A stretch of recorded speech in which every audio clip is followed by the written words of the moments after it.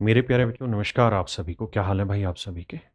आज हम बात करने जा रहे हैं परसेंटेज की ही एक टाइप है, जहाँ क्वेश्चन ऐसे होते हैं कि अगर इनकम इतना परसेंट बढ़ जाए, खर्चा इतना परसेंट बढ़ या घट जाए, तो बताइए बचत में कितने प्रतिशत का परिवर्तन आता है।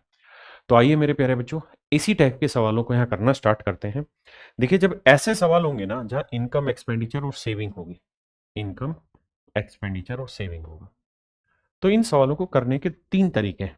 एक तरीका तो है परसेंटेज वाला, दूसरा तरीका है औसत वाला, औसत माने एवरेज, और तीसरा तरीका है मेरे बच्चे मिश्रण, मिक्सचर। मैं तीनों ही तरीकों से सवाल को करके सिखाऊंगा। फिर धीरे धीरे हम सीखेंगे कि किस क्वेश्चन में कौन सा तरीका बेस्ट लगेगा। जैसे पहला सवाल है, कहता है एक व्यक्ति अपनी इनकम का 60% खर्च करता है। तो मेरे बच्चे 20% की फ्रैक्शन होती है 1/5, तो 60% की फ्रैक्शन 3/5। मतलब अगर एक आदमी की इनकम 5 है तो खर्चा कर रहा है 3 का, तो बचत कितनी हो रही होगी? 2। आपने कहा जी ठीक है भाई, 5 में 3 खर्च कर रहा है तो बाकी 2 बचा रहा होगा। अब सवाल में कह रहा है कि अगर उसकी इनकम 15% बढ़ जाए और खर्चा भी 15% बढ़ जाए, तो बताइए उसकी बचत में कितना प्रतिशत का परिवर्तन हो। देखिए, सबसे पहले मेथड से एक्सप्लेन करता हूं, जिसे हम कहेंगे परसेंटेज वाला मेथड। तो परसेंटेज वाले में हम क्या करते हैं, मान लेते हैं कि जी इनकम 500 है, खर्चा 300 है, बचत हुई 200। अब हम ये देखेंगे कि यार 500 रुपए इनकम थी, 500 कमा रहे थे, 15% ज्यादा कमाओगे तो 500 का 15% निकालोगे 75। इसका मतलब आप पहले से 75 रुपए अब ज्यादा बचाने लग रहे हैं। मेरे दोस्त, पहले से आप कितने रुपए ज्यादा बचा रहे हैं? 75 रुपए ज्यादा बचा रहे हैं। आपका खर्चा 15% बढ़ गया, तो 300 का 15% 45। यानी 75 ज्यादा कमा रहे हो और 45 ज्यादा खर्च कर दे रहे हो, तब भी 75 में से 45 गया, बचत आई कितनी? 30। यानी बचत आपकी 30 बढ़ गई। भैया अगर 75 ज्यादा कमा रहे हो और 45 ज्यादा खर्च कर रहे हैं, तो इसका मतलब बचत आई 30 रुपए। तो 200 पे 30 की बचत है, तो 100 पे कितनी आई? तो आप कहेंगे जी 200 पे 30 की, तो 100 पे कितनी? तो आंसर आएगा 15%। यानी उसकी बचत 15% बढ़ जाएगी। ये तो है मेरे दोस्त परसेंटेज से सोल्व करने का तरीका। अब इसी सवाल को बताता हूं एवरेज वाले तरीके से कैसे करते हैं, वेटेड एवरेज से। तो हम कहेंगे यार 5 आर्टिकल पे 15% के हिसाब से 75% बचत बढ़ी। आपने कहा ठीक है। 3 आर्टिकल पे 15% के हिसाब से 45% खर्चा बढ़ा। और मुझे पता है कि इन दोनों ही चीजों का जो जोड़ होगा वो 75 के बराबर होगा, क्योंकि बचत में जो चेंज आया और खर्चे में जो वृद्धि हुई, दोनों का जोड़ ही तो इनकम में वृद्धि बताएगा। तो भाई ये 75, ये 45, तो यहाँ क्या रहा होगा? 30%। लेकिन 30% कितने आर्टिकल पे रहा होगा? 2 पे। तो एक पे कितना रहा होगा? 15%। ये है मेरे भाई परसेंटेज का ना, उसका एवरेज का तरीका। अब मैं बता रहा हूं आपको मिश्रण का तरीका कि मिश्रण में कैसे करें। तो मेरे भाई यहां लिखेंगे एक्सपेंडिचर, यहां लिखेंगे सेविंग। सवाल ने कहा कि भाई एक्सपेंडिचर 15% बढ़ रहा है, बिल्कुल ठीक है। बचत बताइए कितनी बढ़ घट रही है? अगर इनकम भी 15% बढ़ रहा है, इनकम भी मेरे भाई 15% बढ़ रही है, और एक्सपेंडिचर और सेविंग का जो रेशियो 3:2 है, 3:2 है। तो आप कहेंगे देखिए बड़ा सिंपल सा फंडा है सर। अगर ये 15 है तो 15 में 15 गया जीरो, तो 2 यूनिट जीरो, तो 1 यूनिट जीरो, तो 3 यूनिट भी जीरो आ गई। 3 यूनिट जीरो आ गई, तो इसका मतलब यहाँ जीरो लाना है। ये 15 है तो ये भी 15 ही रहा होगा, यानी बचत में भी 15% की वृद्धि हुई। मिश्रण वाला तरीका हो सकता है, यहाँ डाटा की वजह से आपको थोड़ा कम पल्ले पड़े। अगले सवाल में एक्सप्लेन करता हूँ। कहता है एक आदमी अपनी इनकम का 75% खर्च करता है। तो 25% की फ्रैक्शन 1/4, तो 75% 3/4। यानी अगर एक आदमी 4 कमा रहा है तो 3 खर्च कर रहा है, तो बचा कितना रहा होगा? 1। यानी खर्चे और बचत का जो अनुपात है वो 3:1 है। हाँ जी। अब कह रहा है अगर उसकी इनकम 20% बढ़ जाए, तो एक्सपेंडिचर और सेविंग दोनों इनकम का ही हिस्सा होती है, और खर्चा 10% बढ़ जाए, तो कहता है बताइए बचत में कितना प्रतिशत परिवर्तन आएगा। तो भाई 20 से 10 घटाएंगे, 10 आया। तो 1 यूनिट 10 है, तो 3 यूनिट 30। तो सीधी सी बात है भाई, 20 में से 10 घटा के 10 आया, तो इसमें से 20 घटा के 30 आना चाहिए। तो यानी ये वाली वैल्यू कितनी रही होगी? 50%। यानी बचत कितनी बढ़ी होगी मेरे दोस्त? 50%। यानी ऑप्शन डी। आइए जैसे इस सवाल पर कहता है एक आदमी अपनी इनकम का 70% खर्च करता है। तो मेरे बच्चे 70% की फ्रैक्शन 7/10। यानी अगर उसका खर्चा 7 है, मतलब कमा 10 रहा है, तो फिर बचा कितना रहा होगा 3, तभी तो 10 आएगा। आपने कहा ठीक है। अब कह रहा है कि इनकम में 10%, इनकम में 10% की वृद्धि हुई है और बचत में, खर्चे में 5% की वृद्धि हुई है। तो बताइए बचत में कितने प्रतिशत की वृद्धि हुई होगी, ये सवाल है। तो आपको करना यह है कि मिश्रण जो होता है बड़े में से छोटा घटाता है, तो 10 में से 5 घटाया 5, तो भाई 3 यूनिट 5 को रिप्रेजेंट कर रहा था, 1 यूनिट की वैल्यू 5/3, तो 7 यूनिट की वैल्यू 35/3। तो मेरे भाई ये वाली जो वैल्यू होगी, इसमें से 10 घटाने के बाद 35/3 आएगा। इसको अगर थोड़ा ब्रेक करूं तो ये कितना होगा, 11×33.66 आएगा। तो यानी ये वाली जो वैल्यू होगी ये इससे 11.66 ज्यादा होगी, तो 11 और 10 21.66, यानी बचत जो है वो 21.66% बढ़ी होगी, यानी ऑप्शन ए। एक तरीका ये है, ठीक है। इसी सवाल को अगर हम परसेंटेज वाले तरीके से ब्रेक करें या रेशियो वाले से, वेटेड एवरेज से, तो देखो यार, ये इनकम, ये खर्चा, ये बचत। अब इनकम 7/10 है, यानी 10 इनकम है तो खर्चा हुआ होगा 7, तो बाकी 3 बचत। अब कह रहे हैं इनकम 10% बढ़ गई, खर्चा 5% बढ़ गया, तो बचत में क्या चेंज आया। तो 10 का 10% यानी इनकम 100% बढ़ गई, यहां 7 का 5%, खर्चा 35% बढ़ गया, तो बाकी जो बढ़ा होगा वो क्या बढ़ी होगी, सेविंग। तो 100% करने के लिए 35 है तो 65% बढ़ाना होगा। अब 65% बढ़ाना होगा कितने पे, 3 पे, तो 1 पे कितना बनाया होगा, 3 से भाग देंगे तो 22×3=66, यानी 21.66। तो आप इस तरीके से भी डायरेक्ट कर सकते हैं। परसेंटेज से करें तो इसे 1000 मान लें, इसे 700 मान लें, इसे 300 मान लें, उससे भी कैलकुलेट कर सकते हैं। ये है भाई जीडी 2025 का सवाल, कहता है एक सरकारी कर्मी अपनी आय का 73% खर्च करता है। मेरे बच्चे 4% की फ्रैक्शन 1/25, तो 76 क्या हुआ, 19/25। यानी मेरे दोस्त ये इनकम है, ये खर्चा है, यानी 25 कमा रहा है, सॉरी ये एक्सपेंडिचर और ये सेविंग। 25 कमा रहा है तो 19 खर्च कर दे रहा है और बाकी बचा कितना रहा होगा, 6। अब आगे क्या कह रहा है, उसकी इनकम 14% बढ़ गई, तो इनकम 14% बढ़ गई, और कहता है खर्च में 10% की वृद्धि होगी, खर्च में 10% की वृद्धि होगी, तो उसकी बचत का वृद्धि प्रतिशत ज्ञात करिए। देखिए यार, 14 में 10 गया 4, बिल्कुल ठीक है। अब यहां से ये वैल्यू घटा के 19 आनी चाहिए, तो 6 यूनिट 4 को रिप्रेजेंट कर रहा है, तो 1 यूनिट की वैल्यू 4/6, मतलब 2/3, 1 यूनिट की वैल्यू 2/3, तो 19 यूनिट की वैल्यू 19 दूनी 38/3। अब 38/3 का मतलब 12×3=36.266, तो यानी ये वाली जो वैल्यू रही होगी ना मेरे दोस्त, ये इससे 12.66 ज्यादा, तो 14 और 12 26, तो यानी ये वैल्यू 26.666% रही हो, यानी 26.66, मतलब ऑप्शन सी मेरा राइट आंसर। कह रहा है यार रितु की मासिक बचत उसके मासिक खर्च का 28% है। इस बार ध्यान देना, खर्चे का बचत 28% है, 28%, 4%, 1/25, तो 28%, 7×7/25। इसका मतलब मेरे दोस्त, अगर उसका खर्चा 25 है तो कह रहा है कि उसकी जो बचत है वो 7 है, जो बचत है वो खर्चे का 28% है। कहता है अगर उसकी इनकम 45% बढ़ जाए और खर्चा 54.1% बढ़ जाए, तो उसकी मासिक बचत में कितने प्रतिशत की वृद्धि होगी, यह हमारा सवाल। तो हमें करना पड़ेगा, इसमें से घटाना होगा, तो यह आया 9.1, बिल्कुल ठीक है। तो भैया एक बात बताओ, 7 यूनिट की वैल्यू 91 है, तो 1 यूनिट की वैल्यू 13, 13×7 = 91, यानी 1.3, तो 25 यूनिट की वैल्यू 25×13, यानी 1.3। तो देखो भाई 25×3 = 75, और 25 से कम 25, और 7 32। अब मेरे बच्चे जो मिश्रण होता है ना, वो इससे अगर छोटा है तो इस वाली वैल्यू से बड़ा होगा। तो यानी हम ये कह सकते हैं कि ये वाली जो वैल्यू है ये 45 से छोटी, कितनी छोटी है, 32.5, तो 45 में से 33 घटाओगे तो बचेगा 12, और 0.5 अलग, यानी बचत आ गई 12.5%, मतलब ऑप्शन डी।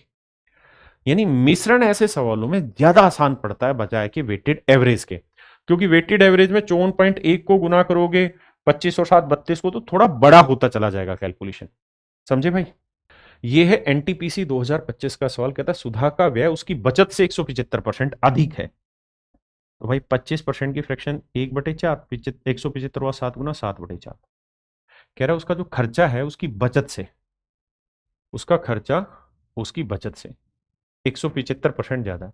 यानी उसकी बचत 4 है तो खर्चा 7 ज्यादा है, मतलब कितना हुआ 11। उसकी खर्चे में 12% की कमी होगी। बिल्कुल ठीक है जी। और बचत में 40.5% की वृद्धि होगी। बचत में 40.5% की वृद्धि होगी।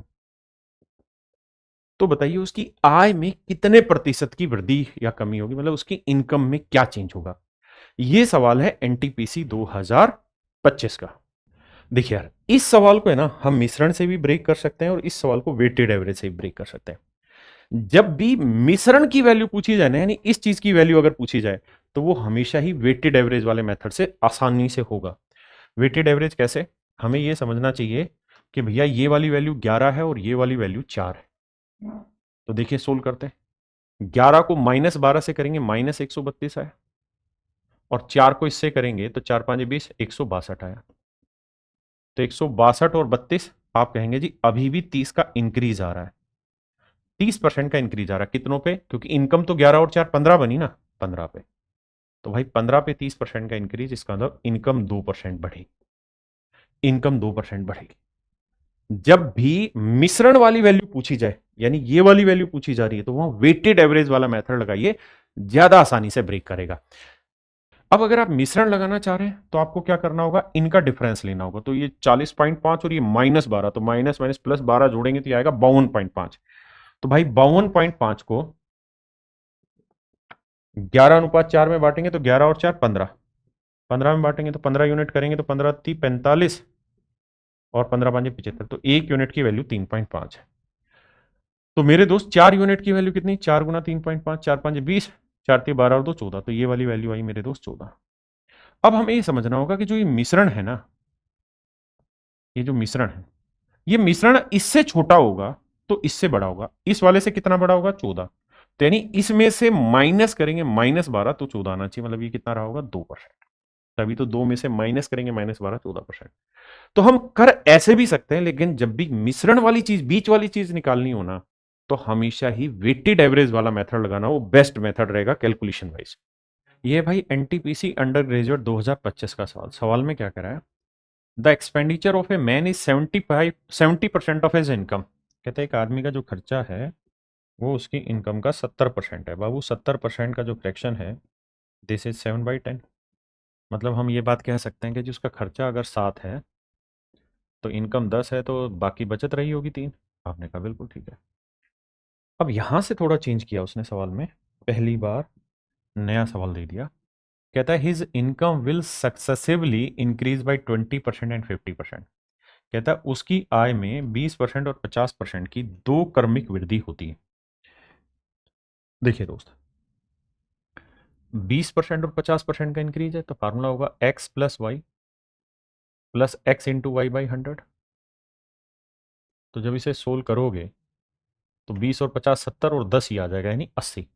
मतलब हम ये कह सकते हैं कि उसकी इनकम 80% बढ़ गई मेरे भाई। इनकम 80% बढ़ गई, क्योंकि लगातार दो इंक्रीज हुआ, 20% और 50%, तो सक्सेसफुल इंक्रीज निकाल दें, 80% हो गई।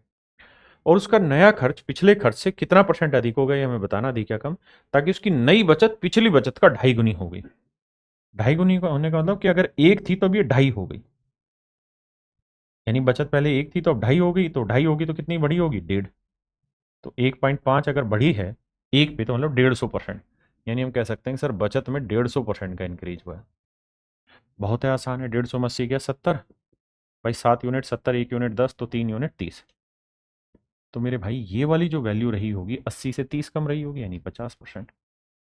माने खर्चे में 50% का इंक्रीमेंट हुआ होगा, तो मोर होगा 50%, यानी उसका खर्चा 50% ज्यादा होगा। देखिए ये उसी सवाल को थोड़ा चेंज करके बना के दिया इन्होंने। भाई एक ही वीडियो में पूरी टाइप हमेशा के लिए खत्म हो जाएगी, दोबारा पढ़ने की ही जरूरत नहीं है। और मेरे दोस्तों इसी तरीके से मैंने अपने इसी चैनल पे, राकेश यादव वाले चैनल पे, आप प्लेलिस्ट पे जाएंगे तो जो सेकंड प्लेलिस्ट है इसमें रोज की मैं एक वीडियो डाल रहा हूं, जिसमें पूरे का पूरा कंप्लीट, भाई आपको पूरे का पूरा कंप्लीट कॉन्सेप्ट खत्म हो जाएगा यहाँ पे, है ना। और अगर आप चाहते हैं कि पूरा मैथ ही पढ़ना मुझसे, तो भाई मेरा मैथ स्पेशल रिकॉर्डेड बैच है, 599 रुपए का वीओडी, उसके अंदर प्रैक्टिस और रिवीजन दोनों चीजें फ्री ऑफ कॉस्ट रहती है। आइए सवाल पर आते हैं। देखिए भाई, कह रहे एक आदमी 13,500 रुपए कमाता है और 9,000 रुपए खर्च करता है। देखिए, अगर आपसे आखिरी में परसेंटेज में कोई चीज पूछी हुई है ना, तो वहां आपको रियल वैल्यू लेने की कतई भी जरूरत नहीं है, आपको वहां कंपेरेटिव वैल्यू ही लेनी है। तो अगर मैं इसका रेशियो निकालूं तो 2 जीरो से 2 जीरो गया। अब देखो, 135 और 90 आया। वैसे तो जिसको पता है 45 दूनी 90 और 45 ती 135, वो समझ ही गया कि इनकम 3 है तो खर्चा है भैया 2। अब मेरे बच्चे, अगर खर्चा 2 यूनिट है, इनकम 3 है, तो बाकी बचत रही होगी 1 यूनिट। यानी इनकम सेविंग का रेशियो, एक्सपेंडिचर सेविंग का रेशियो 2 ही का आ गया। अब कहता है अगर इनकम 13% बढ़ जाए और खर्चे में 9% का इंक्रीमेंट हो जाए, तो कहता है बचत में क्या चेंज होगा। तो देखो यार, 13 में 9 गया 4, तो 1 यूनिट 4, तो 2 यूनिट 8। तो भैया ये देखना, ये मिश्रण जो है इससे अगर बड़ा है तो इस वाले से छोटा होगा। तो इसमें से 13 घटा के 8 आएगा, तो ये कितना रहा होगा, 21%। यानी बचत 21% बढ़ जाएगी। हाँ जी, मतलब अगर हमें सवाल में कंपैरिजन चाहिए, फ्रैक्शन चाहिए, परसेंटेज चाहिए, रेशियो चाहिए, तो वहां हमें रियल वैल्यू लेने की कतई भी जरूरत नहीं। जैसे ये सीमी सवाल है सीपीओ 2024 का, आप खुद से करेंगे। देखिए मेरे भाई, ये सवाल है जीडी 2024 का। कह रहे यार 15,400 रुपए है इनकम, खर्चा है 7200 रुपए। तो देखो यार, 2 जीरो से 2 जीरो काटा, फिर ये 2 से कटेगा 36 आया, 2 साते 14, 2 साते 14 मतलब अगर कमाई 77 की है तो खर्चा है 36 का। तो बाकी बचत रही होगी, बचत कितनी आई होगी, 41 की। उसने कहा कि भाई इतना खर्चा करता है, यानी 15,400 रुपए की इनकम है, तो उसमें से 7200 खर्च कर ले रहा है, तो बाकी उसकी बचत आ गई। तो मेरे दोस्त, एक्सपेंडिचर और सेविंग की बात करेंगे, तो एक्सपेंडिचर 36 यूनिट है, तो बचत रही होगी 41 यूनिट। अब कहता है अगर उसकी इनकम 20% बढ़ गई, 20% बढ़ गई और खर्चे में 5% की वृद्धि हुई है, तो बताओ यार बचत में क्या कहानी हुई है। आओ भाई, देखो 20 में से 5 गया, 15 आया, तो ये वैल्यू 15 है। अब 41 यूनिट 15 को रिप्रेजेंट कर रहा है, तो 1 यूनिट की वैल्यू 15/41, तो 36 यूनिट की वैल्यू कितनी, गुना 36। अब मेरे दोस्तों, एक बात समझने की है कि ऑप्शन हमें दूर दूर दे रखे हैं, नजदीक नजदीक है नहीं। एग्जैक्ट कैलकुलेशन चलाने में हमें कोई फायदा नहीं है। तो मैं आपको समझाने के लिए ये कह रहा हूं, देखो एक तो हम है कि इसे एग्जैक्ट कैलकुलेट करें। जैसे अगर मुझे इसे एग्जैक्ट कैलकुलेट करना होता तो मैं इसे ऐसे कहता कि देखो 15 से गुना करेंगे, 15 6 90, और 15 थी 45 और 9 54, तो 540/41। अब 41 से हम भाग देते इसे, तो देखो यार 540/41, 540/41 अप्रोक्सीमेशन आता है आपको सोल्व करना। भाई 40 का कितना गुना है, तो आप कहेंगे 13×52, यानी लगभग 13 गुना है, तो इससे 1 घटाओगे तो इसे 13 घटाओ। अप्रोक्सीमेशन सीखा है ना, मैंने अपने यूट्यूब चैनल पे अप्रोक्सीमेशन की वीडियो डाली हुई कैलकुलेशन की, आप सिंपली लिखिए अप्रोक्सीमेशन बाय राकेश यादव, तो आपको अप्रोक्सीमेशन की 2 वीडियो मिल जाएंगे। तो 540 से 13 गया तो यह आया 527, और 41 में गया 40। अब 4 से भाग देंगे, 4×13 = 52, 4×2 = 8, यानी लगभग 132 के, मतलब 13.2 के आसपास। अदरवाइज आप देखोगे तो 4 एकम 4 है ना, तो लगभग 13.1 ले लेते हैं। तो ये वाली जो वैल्यू आई, ये 13.1 आई। तो ये वाली वैल्यू, इसमें से 20 घटा के 13.1, तो 20 में 13 जोड़ेंगे तो यानी 33.1, मतलब 33.1% के समथिंग होगा। और 33.1 के समथिंग ऑप्शन ए है, यानी मेरे बच्चे मेरा ऑप्शन ए यहाँ पे करेक्ट है। दूसरा तरीका हम यहाँ से ये भी समझ सकते हैं कि यार 41 की जगह 40 ले लो, तो 5×3 = 15, 5×8 = 40, 8×4 = 32, 8×5 = 40, तो 3×4 = 12, 13.5, यानी ये वाली जो वैल्यू है 13.5। जबकि हमें पता है कि यहाँ 40 की जगह 41 है, तो नीचे बड़ी वैल्यू तो उत्तर छोटा है, नहीं 13.5 से थोड़ा छोटा होगा, तो 20 में 13 जोड़ा है, नहीं 33.5 से थोड़ा छोटा होगा मेरा आंसर। और 33.5 से छोटा केवल और केवल एक ही ऑप्शन है, दैट इज ऑप्शन डी, ना दैट इज ऑप्शन ए। तो यही मेरे बच्चे मेरा राइट आंसर है। देखिए मेरे भाई, सवाल में कह रहा है इनकम और एक्सपेंडिचर का रेशियो 6:5 है। मतलब हम कह सकते हैं कि दोस्त, एक्सपेंडिचर अगर 5 है तो इनकम 6 है, तो बचत कितनी रही होगी, 1। अब कह रहा है इनकम 40% बढ़ गई, खर्चा 20% की कमी हुई। कहता खर्चे में 20% की कमी हुई, डिक्रीज बाई 20%, खर्चा 20% घटा है, तो यहां से बचत निकाल सकते हैं। तो भाई ध्यान दो, 40 में माइनस करेंगे, -20 तो आएगा 60, तो 1 यूनिट 60, तो 5 यूनिट 300। तो भैया इसमें से 40 घटा के 300 आया, तो ये रहा होगा 340%। मतलब ये बात तय रही कि जो बचत है वो 340% बढ़ गई। यानी बचत पहले जितनी होगी अब उससे 340 ज्यादा होगी, पहले से 340% ज्यादा बचत होगी। हम समझ गए जी बचत इतनी हो। अब हमें वो ये कह रहा था कि भैया इनकम अगर 6 है तो खर्चा 5 होगा, तो सेविंग कितनी होगी 1 यूनिट, क्योंकि 6 कमाया 5 खर्चा किया तो 1 बचत आ गई। जबकि खर्चा दे रखा है इतना, यानी 5 यूनिट की वैल्यू दे रखी है उसने, तो 4,50,000 बेसिकली ये 5 यूनिट की वैल्यू तो 1 यूनिट की वैल्यू इतनी। तो यानी पहले जो उसकी बचत थी वो 1 ही यूनिट थी और 1 यूनिट हमारे पास आ गई। अब कह रहा है कि भाई मैं इसका करना चाहता हूं 340% निकालना चाहता हूं। बचत 340% बढ़ गई, ध्यान देना, बचत 340% बढ़ गई मतलब हो गई 440%। भाई पहले जितनी भी बचत थी उसमें अब 340% का इंक्रीमेंट हो गया, मतलब बचत अब 440% हो गई अपनी। क्या करें? देखो 5 से काटा 9 आया, पहली बात तो मेरा आंसर 9 से भाग होगा, ये नहीं हो रहा, ये हो रहा है 8 4 12 3 रहे, 2 ऑप्शन आ गए। दूसरी चीज, मेरा जो भी आंसर होगा वो 11 चौक 44 यानी 11 से भाग जाना चाहिए। तो यहां तो 6 और 3 9 भाग जा रहा है, लेकिन यहाँ 3 और 9 12 ये भाग नहीं जा रहा। तो ऑप्शन ए मेरा करेक्ट आंसर होगा। ये भाई बिल्कुल लेटेस्ट सीजीएल 2025 का सवाल है। देखिए भाई ये है सीजीएल 2024 का सवाल।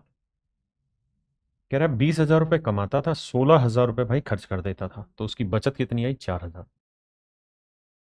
अगर मैं इसका रेशियो लूं तो 4 5 20 और 4 चौक 16, मैंने 5 रुपए कमाई थी तो खर्चा था 4 रुपए, तो बचत कितनी आई मेरे दोस्त 1 रुपए।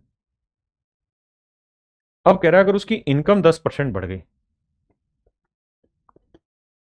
और खर्चे में 15% की वृद्धि हो गई, तो 15 में 10 गया 5, तो 1 यूनिट 5 है तो 4 यूनिट, 4 5 20। अब मेरे दोस्त समझने वाली बात यहां यह है कि जो मिश्रण है ना, अगर इससे छोटा है तो मिश्रण हर हाल में इससे बड़ा होगा। अब आप ये बताइए कि 10 में से ये चीज घटाने के बाद 20 आनी है, तो इसका मतलब सेविंग 10% घटी, तभी तो 10 माइनस करेंगे -10 तो 20 आया होगा। तो यानी सेविंग 10% घटी होगी, तो पहली बात तो डिक्रीज, इंक्रीज वाले ऑप्शन ही हटा दो, डिक्रीज। तो इसका 10% घटाओगे तो 10% बना 400, तो हम कह देंगे जी 400 रुपए का डिक्रीमेंट हो गया, डिक्रीज हो गया। देखिए मेरे भाई ये सवाल है एसएससी जीडी 2025 का सबसे लेटेस्ट सवाल में कह रहा है कि भाई एक आदमी की इनकम है 75,400 रुपए, और कह रहा है जी वो अपनी इनकम का 23% बचत करता है। अगर सवाल में ये पूछी जाए कि भाई उसकी बचत कितनी है, तो आप कहेंगे जी आज के टाइम में तो इतनी बचत है। लेकिन सवाल में कह रहा है भाई आज की बचत से मतलब नहीं है, ये बताओ बचत में परिवर्तन क्या हुआ, कितना बढ़ा या घटा। तो फिर हमें ये देखना पड़ेगा कि भाई 23% बचा रहा है, तो 23% की फ्रैक्शन 23/100, मतलब ये हुआ कि अगर उसकी इनकम 100 हुई तो उसमें से 23 तो बचा रहा है, तो खर्च कितना हुआ 77। बिल्कुल ठीक है। अब कह रहा है उसकी इनकम में 27% का इंक्रीमेंट हुआ, इनकम 27% बढ़ गई और खर्चे में 50% की वृद्धि हुई, खर्चा 50% बढ़ गया, तो बचत में बताइए क्या चेंज आया। तो देखिए मेरे दोस्त, मेरे भाई, 50 में से 27 घटाया 23, तो सीधी बात है 23 यूनिट 23 है तो 1 यूनिट 1, तो 77 यूनिट 77। मतलब ये वाली जो वैल्यू होगी बचत वाली, अब एक बात समझने की है कि मिश्रण जो होता है वो एक से छोटा होगा तो दूसरे से बड़ा होगा, अगर इससे छोटा है तो इससे बड़ा होगा। यानी 27 में माइनस करेंगे माइनस का तभी तो 77 आएगा, यानी ये रहा होगा -50। तो अभी तो 27 में माइनस करेंगे -50 तो आएगा 77। यानी हम ये कह सकते हैं कि उसकी जो बचत है सेविंग है वो 50% घट गई। तो पहली बात तो घटी हुई आंसर होगा, वृद्धि वाला तो आंसर ही नहीं होगा, कमी वाला होगा। अब देखते हैं इसका 50% अगर घटाएंगे, यानी अब इसकी 50% कमी रह गई, तो 50% की वैल्यू 1/2, बल्कि मैं 50% सीधा ही लिख लेता हूं, या चलो मारो बोली 1/2। अब देखिए दोस्त, कोई बहुत बड़ी दिमाग की बात तो है नहीं, 2 से काटेंगे 2 तिया 6, 2 साते 14, 2 साते 14, यूनिट डिजिट पकड़ेंगे 7 या 21 1, यानी इतने की कमी होगी, यूनिट डिजिट 1 आना चाहिए, वृद्धि तो है नहीं। 2 ऑप्शन पहले कट गए, ये कमी थी ये कमी, लेकिन यहाँ यूनिट डिजिट 6 था इसलिए कट गया, तो बचा ऑप्शन सी मेरा आंसर। यानी मेरे भाई ऑप्शन सी मेरा करेक्ट आंसर है। देखिए मेरे भाई, ये सवाल ऐसा है जो थोड़ा बढ़िया क्वेश्चन है, थोड़ा डिफरेंट है समझने वाला। सवाल में कह रहा है जी 1.5 लाख रुपए एक आदमी की तनख्वाह है, 1.5 लाख रुपए एक आदमी की मंथली इनकम है, अब कहता है अब्दुल नाम का आदमी हर महीने 1.5 लाख कमाता है, कहता है इसका 10% वो स्कूल की फीस देता है, तो यानी 1500 रुपए 15,000 रुपए स्कूल की फीस के रूप में देता है। बाकी कुछ खर्चे भी हैं और फिर जो बचता होगा वो उसकी सेविंग होगी। कहता है वो उसकी सेविंग होगी। अब यहां परसेंटेज से काम नहीं चलेगा। कहता है बाकी उसकी सेविंग, हमें ये नहीं पता कि बाकी खर्चे कितने हैं, हमें तो केवल ये पता। अब कह रहा है कि अगर उसके वेतन में 3% की वृद्धि होगी तो सैलरी 3% बढ़ गई, तो भाई 1.5 लाख का 3%, 1% 1500, तो 3% 4500। यानी हम ये कह सकते हैं कि उसकी जो इनकम है वो 3% बढ़ गई, मतलब 4500 रुपए ज्यादा कमा रहा है।